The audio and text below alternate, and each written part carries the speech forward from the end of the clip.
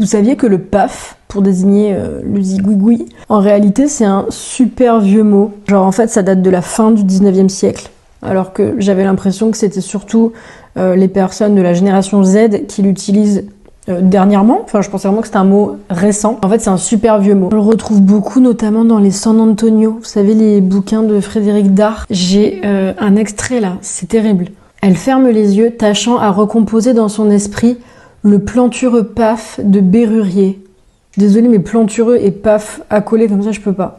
Et en fait, j'ai appris que c'était un mot pas du tout récent parce que la dernière fois, je l'avais mis dans une de mes grilles de mots fléchés, le mot paf, en mode c'est un mot moderne, t'as vu, je suis pas une daronne. Et ben en fait, pendant le live, il y a la grand-mère de mon dev qui a dit que quand elle était jeune, il y avait une expression qui était sautopaf. Et une sautopaf, c'était une façon de désigner une fille facile.